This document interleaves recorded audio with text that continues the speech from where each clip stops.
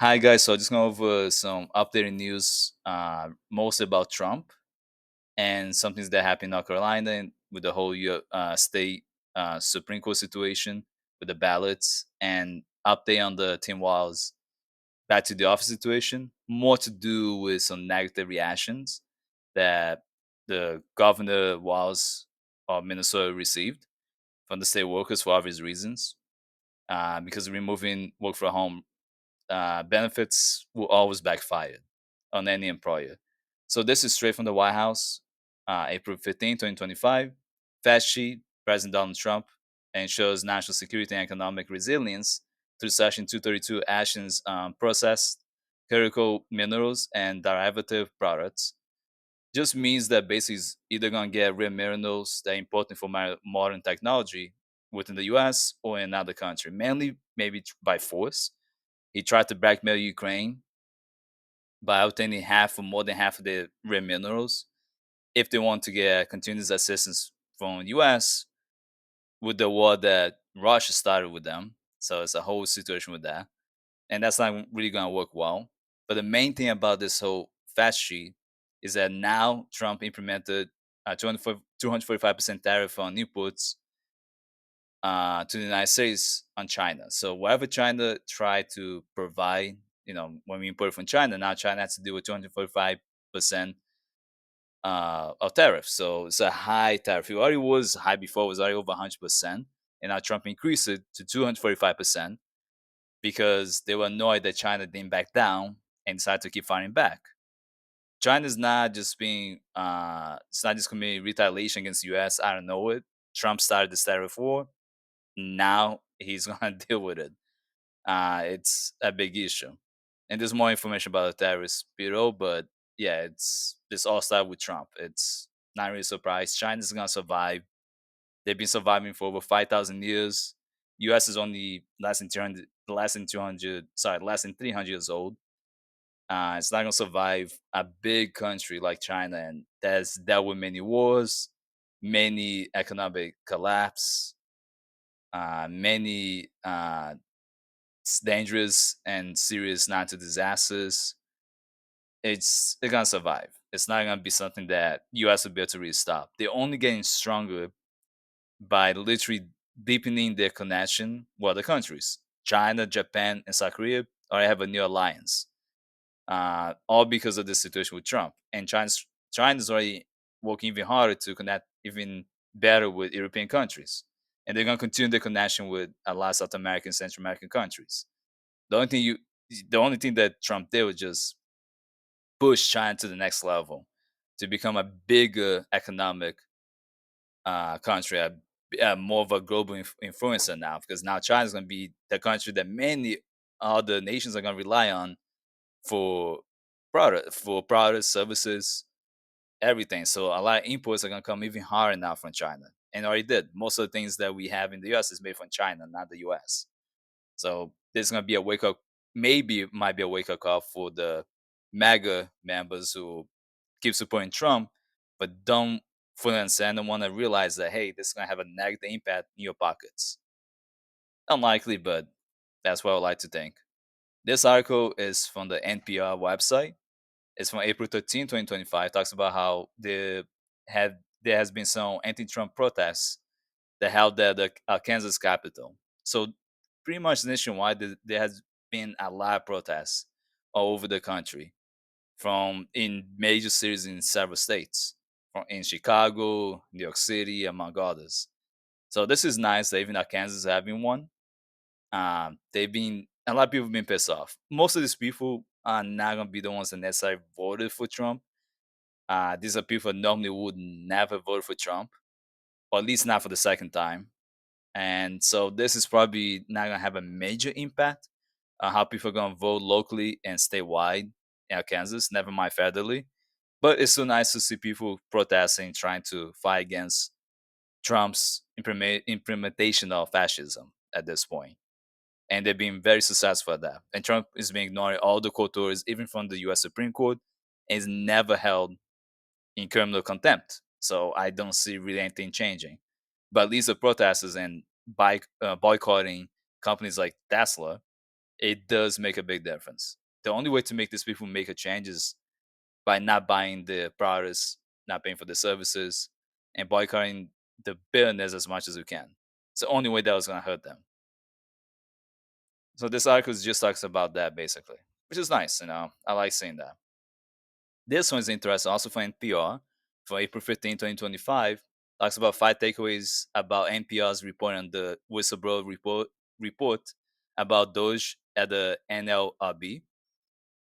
So the NPR and also PBS and some other news sources, but they've been very few that have been trying really hard to gather more information what DOGE has been doing in Trump administration in terms of obtaining sensitive data from American citizens and residents and potentially selling to other nations like Russia, and that could be very problematic. Conflict of interest, your accounts being hacked by foreign individuals. It's a whole mess, and Doge is not very secure. They've been using Starlink to potentially save this data, sensitive data that it really matters for anyone who has social security numbers, and anywhere where you basically a citizen resident in this country. It's been a big problem. And interesting enough, the National Labor Relations Board had an acting employee uh, who was worried about this, and as a whistleblower, provide information declaring uh, that there's big issues going on at the NLRB, and basically Doge obtaining a lot of information they shouldn't be. They really shouldn't have any legal way of doing this, but Trump allows them to do whatever they want to do.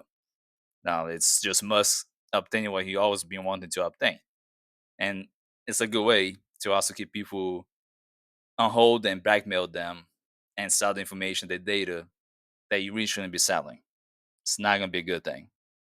So the Doge employee, who are effectively led by White House advisor and billionaire tech CEO Elon Musk, appeared to set the site assessing the NLRB's internal systems, removing sensitive data and covering their tracks. This is a big issue. That is what I was saying before. That would just cause a lot of sensitive information for American citizens and residents to be potentially sold to other nations, to individuals they want to. It's not like Musk is gonna have a super secure system and that when that happens, making things better. Is not. This is not to make American citizens and residents safer. Citizens and residents are just gonna suffer more and have more data breaches. And this could all be prevented by just investing in preventing data breaches and have better infrastructure. So by modernizing technology at the local, state, and federal government level, it will prevent a lot of these issues. Instead of doing that, they're just collecting data that's sensitive, putting in a system that is insecure like Starlink, and selling the information off and whatever else they're doing with it. It's a big problem. And I don't see anything happening to stop them. So this whistleblower who worked at NLRB basically disclosed to Congress and other federal individuals providing evidence of what Doge has been doing, what they've been assessing, obtaining crucial sensitive information and just doing whatever they want with it. This is not needed. This is not going to help make the government more efficient. In fact, what Doge has been doing has been costing more money from us taxpayers. So taxpayers are paying a lot more now than they were before. This is not saving money. It's not making things more efficient. Firing people out of nowhere that are experts in the fields that are important to keep this nation going has also caused a huge economic problem and also safety in terms of securing sensitive information. So here are the 5 takeaways from NPR's reporting. Doge appeared to ignore standard security practices. I think that's very obvious. The NLRB's data is extremely sensitive and has little to do with Doge's cost cutting mission. It has nothing to do with that. Most businesses are the subject of NLRB investigations. That's another thing. Musk is basically after all the agencies that have been conducting investigations on him because he's been conducting a lot of illegal crap with his businesses and not following laws and regulations. So NLRB is just another step for him getting rid of people who are looking to his illegal actions. In as much as they go after undocumented immigrants really hardcore, they should be going after billionaires like Musk who are doing the actual real dangerous things that cause a negative impact on the daily lives of American citizens and residents. This is the real issue, and that's why he's doing this. So it's a real big problem. DOGE has a pattern of seeking sensitive data and not protecting it. They won't, and nobody's stopping them. Labor experts fear the release of this data could hurt organized labor. Yeah, so by having this data, it makes it easy to find out who is conducting protests, for instance, against Trump, Musk, and other individuals, right, like J.D. Vance. Right, basically everyone who's part of Trump administration and anyone who sides with Trump. They want to kind of control that and reduce as many protests as possible because that becomes more the norm, it makes it hard to control over 300 million people, right? And that's why you don't see a lot of social media platforms really reporting on all the protests that been happening nationwide. It's been a lot actually, but you're not gonna see that much in the news. Um, very typically, very few of them are really reporting that, and that's done on purpose. Next article, this is what I was talking about earlier from April 16, 2025. This is from popular.info website. Gives an update that North Carolina must restore wrongly invalidated ballots, election board rules. Basically, like I said earlier, in North Carolina, there's been this Republican candidate who lost the state Supreme Court position to someone who's more of the choice of Democrats, who, who technically she won the majority of the votes and she won fairly in the election. There was nothing wrong. But he's been trying to find ways to throw away ballots as much as possible using the whole, voting fraud BS that Trump has been doing for years so that he could, cheat and win that way. Because technically, Republicans only win in most cases by cheating. They don't win in a fair election. They almost always lose in fair elections. That's why they conduct a lot of gerrymandering, a lot of voter suppression. Don't allow people to provide water bottles to people waiting in line, like people waiting in line to vote. You can't provide them water bottles in some states. It's all that BS to make it harder to vote, so you don't vote because voting matters. As much people think it doesn't. If everyone vote against Republicans, they'll always lose, right? And the whole point is to make it as difficult and as expensive as possible so that you don't vote. So you just give up because it's so hard. So you just move on. Not realizing that that will cause a negative impact in your livelihood in the long term. And again, he lost fair and square by 734 votes to Democrat Allison Riggs. Yeah, he lost. Jefferson Griffin was a Republican candidate. So that's basically what the article is about. We'll see how that goes. It's still an ongoing issue. This is the last thing I'll talk about is from Tim Walz, Back to the Office mandate BS. Will how many Minnesota families? Some people think, oh, it's great. Now you're forcing state workers to go back to the office. That will help me more. A lot of a lot of people in the public don't realize that telework slash hybrid schedule and full remote schedules are really important for the stability of the state in terms of providing them the accurate and efficient delivery of public services that they need on everyday scenario. So what that means is that there are a lot of people who don't have to go to the office or need to be in the office to provide the same public service they do as they would in the office. A lot of times the offices that have been used by state government employees are now well maintained. They tend to be collapsing, having roofing issues, water issues, pipe problems. This comes straight from someone state government employees who is a state government employee. Um, Trust me, I say that a lot of these government buildings are not owned by by the government, by your local state government. A lot of times they lease from private entity, and a lot of those private entities are not maintaining those buildings well. And we have a lot of internet issues, a lot of maintenance issues. So sometimes it's dangerous to breathe the air inside of it because there's asbestos issues or um, there are also issues with lead in the water sometimes. The pipes are not well maintained, so water keeps bursting through the pipes. Sometimes the elevators don't work and it can be dangerous to use them. It can be stuck inside of it. This has been happening a lot. A lot of these buildings are not well maintained. What happened during the pandemic, some local and state government agencies, departments, same thing with federal ones, got rid of these buildings because it was not needed anymore. And it didn't really help provide better customer service to the general public. It did the opposite. This whole thing that Governor Walz is doing and also the Governor Newsom of California and all the Democrats, is just going backwards than forward. And we have to keep in mind that remote work is the future.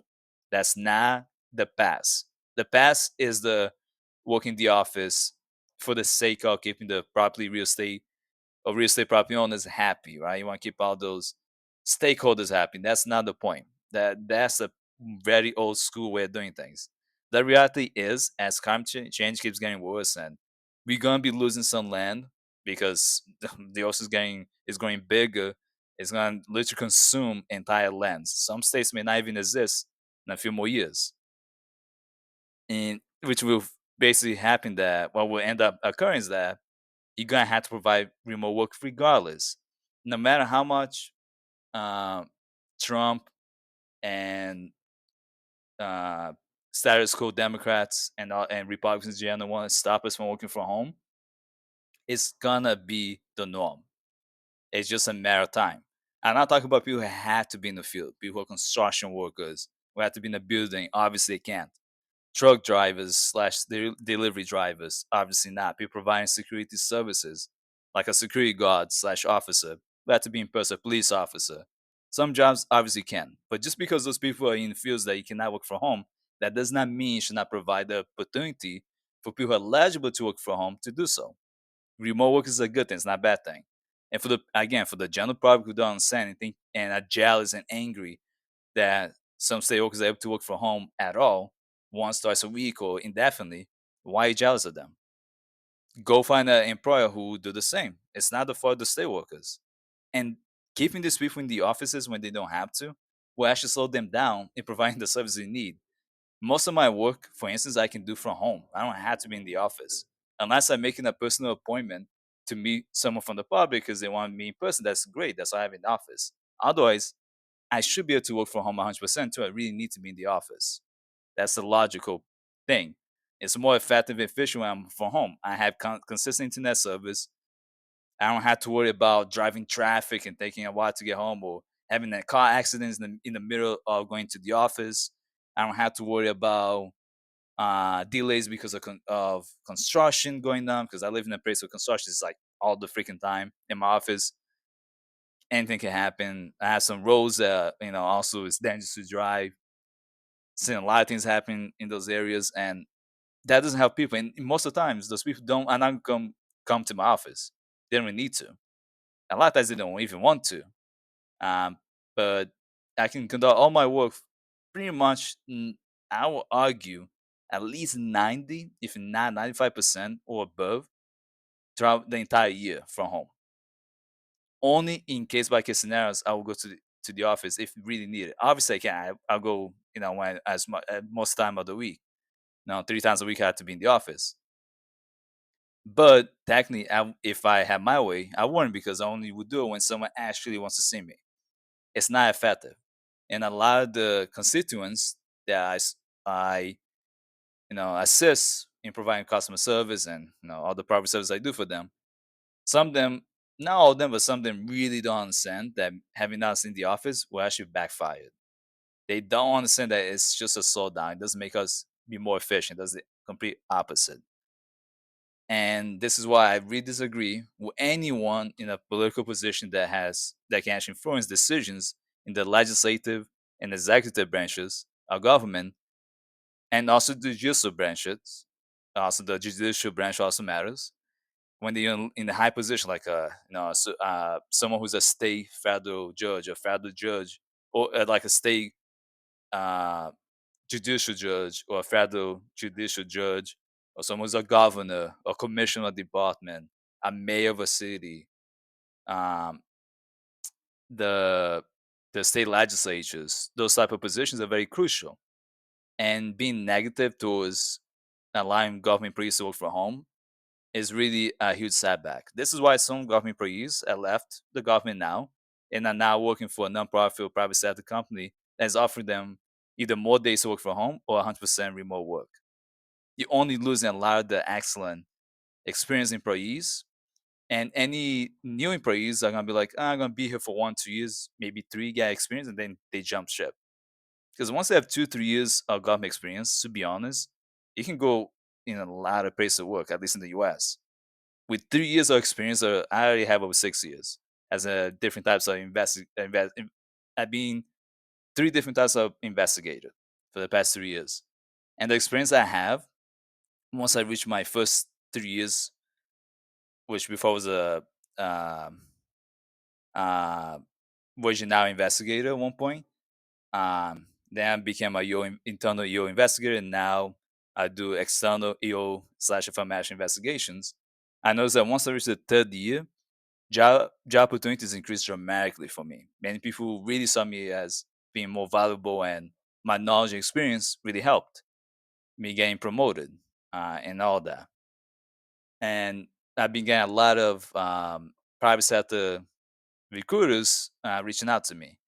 So what I'm saying is that once you get you 3 years of experience in a pretty decent state government job, a local government job, a federal government job, you can really expand your job search. You don't have to be stuck in government if you don't want to be. And that's something that the public forget, that we don't make as much money as we like in government. Majority of people in government make less than six figures. Most of them are working class and middle class at best. And even if you're making six figures, normally live in a high cost of living place or very high cost of living states and city to be able to make that money. Like not a lot of the federal government employees who make six figures, they live in DC. So it's not cheap to live in DC. You need to keep that in mind. Most of them not living in rural Alabama or Mississippi and making 200K a year or 150K a year. Most of them have to go to DC for promotions and be able to keep their job and be able to make the 100 to 120K a year, 130K a year. People forget about that. It's rare to be able to live in a cheap city and state and make six figures. And again, majority government employees are not making six figures. People forget that. So you reducing benefits and privileges for government employee makes it not want to stay. A pension is not even that good as it used to be. It's still better than most 401k and IRA retirement plans from private sector companies and nonprofit organizations, but it's not as good as it used to be prior to the whole tier system being created. Uh, and the tier system just made it your pension worse and worse because they have different levels depending which state you work for. I am in part of the worst tier system in my state already as a state government employee, and compared to tier one, it's not that great. And compared to before they had tiers for pension, it's even worse. It's a whole other level bad. And so taking out all these benefits is going to reduce the number of people working for a job that you don't make as much. So once you get the experience, you want to jump ship, and that's going to be happening a lot. I like working as a public servant, but if you get rid of remote work for me and only working from home twice a week, that's not a lot. I would prefer fully remote at least 3 times a week. um, Expect me to want to jump ship and not want to stay as a state government employee. And most people in the nation and worldwide don't do what I do. I do EO, equal employment opportunity, and information investigations. Now externally, a lot of people don't do that. And private companies, they fire people like me all the time. So that doesn't mean I cannot be investigated privately, remotely. I've been offered. I don't just have EO experience; I have wage and now experience. So kind of labor law stuff. Um, but what I'm trying to say that because I'm in a niche field, I can jump ship and go somewhere else if I want to. I already have private sector recruiters offer me at least 100K right off the bat. And I'm not even making 100K yet. And that was not even for supervisory position, just a regular EO investigator. So the very fact that I'm still staying because I like the benefits I get, even though my salary could be higher, I'm still doing pretty well. And I'm making a good salary for a state government employee. I make more than some people I know personally, but it's still not six figures. And I'm about to obtain very soon. I'm going to obtain my MPA degree, so I'm making myself more and more uh, valuable to future employers, and that's part of the point. And this whole idea with these Democratic governors and state legislatures getting rid of remote work schedules is going to cause them to lose a lot of good employees. And then the people you're going to keep getting in the future are going to be the lazy ones that not going to be that great anyway. They're going to be there until they retire.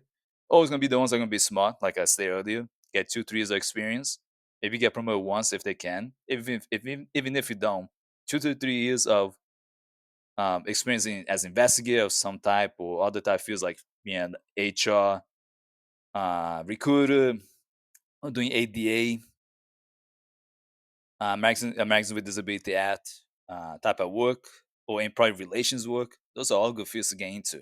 By the way, you can really move up and get out of state government, local government, federal government, or get out of the private sector and work somewhere else. Company outside, a U.S. company, maybe you can work somewhere else outside the U.S. Those are good fields to get into.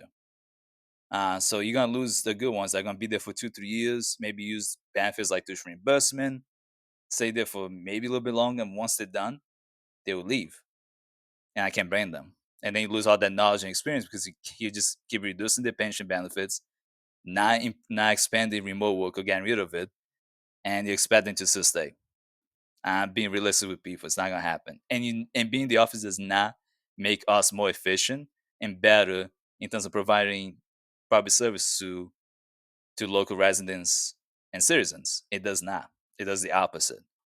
Happy employees equates to a happy organization, whether it's private, nonprofit, or public, doesn't matter. Government. You want to keep your employees happy. And if you don't, that's why when you go to USPS or your DMV, your local DMV, your local USPS, look at those people not being very happy and a lot of attitudes. It's a huge reason. It's because their jobs are really bad. They get paid like crap, crappy work schedules. They usually don't get any telework days, not even once a week or once every other week. And they don't get promotion opportunities a lot of times. And the grunt, these angry and unhappy workers, it's gonna be bad to get service. So I'm gonna keep scrolling down so you guys can read and pause. But I have an idea more on a personal level why there will be a lot of issues with that. But besides that, that's basically it for today. Let me know what you guys think in the comment section below about everything I said, and especially if you think that state government employees or government employees in general should be allowed to work from home. I'd like to know your thoughts on that. If you agree with Trump's uh, tariffs on other countries, especially the whole tariff war between U.S. and China in particular, and the update in North Carolina, and takeaways from the whistleblower that NPR discussed about, let me know what you think about everything. If you like the video, like and subscribe. And if you're watching this on TikTok, just follow us on TikTok. And I hope everyone has a good day.